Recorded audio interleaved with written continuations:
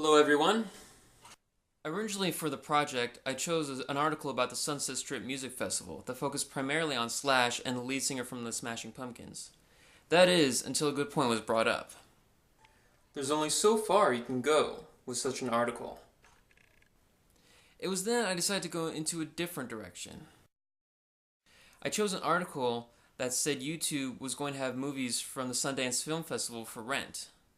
Now this article shocked me, bewildered me, got under my skin, and charmed me. I met all the requirements. How could YouTube, a website famous for free videos, start charging money to rent movies? If you're anything like me,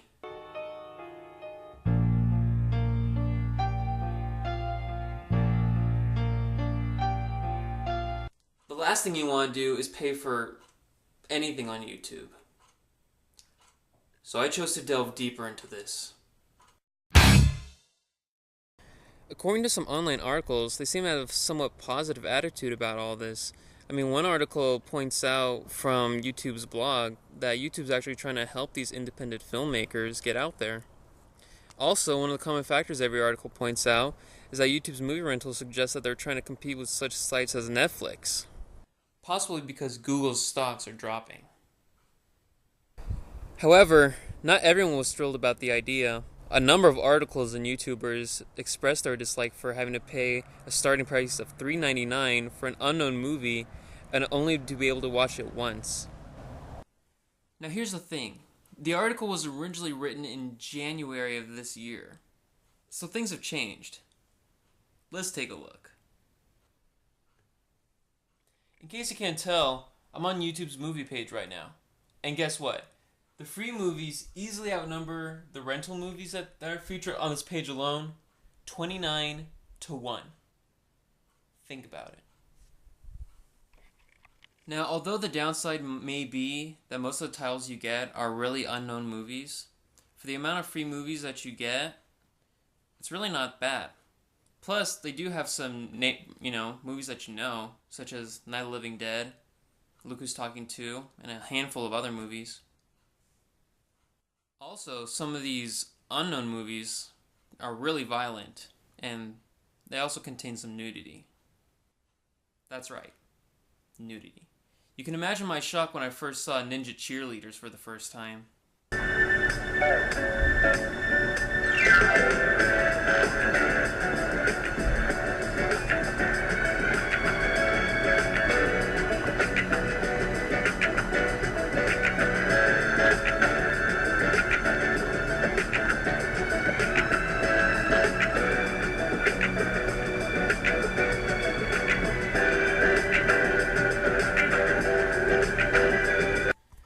Now, I'm not really complaining about that, but still, you can imagine my shock.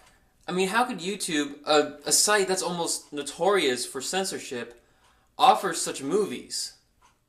Such really good movies.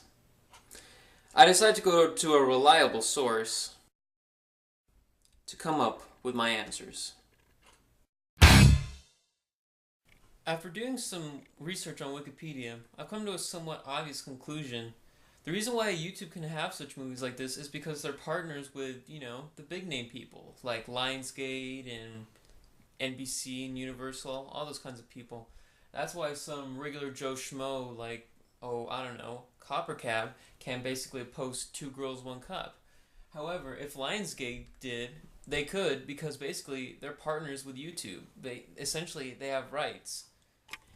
And YouTube has actually gone into some trouble for some of their lack of censorship from the UK government.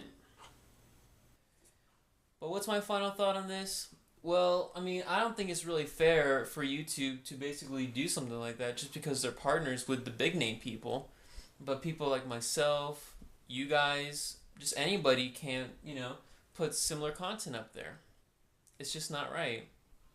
It's kind of like segregation. And I thought we got past that. Apparently not. So, thank you everybody, and that's it. That's all there is.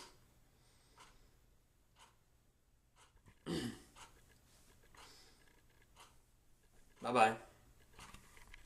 What a loser.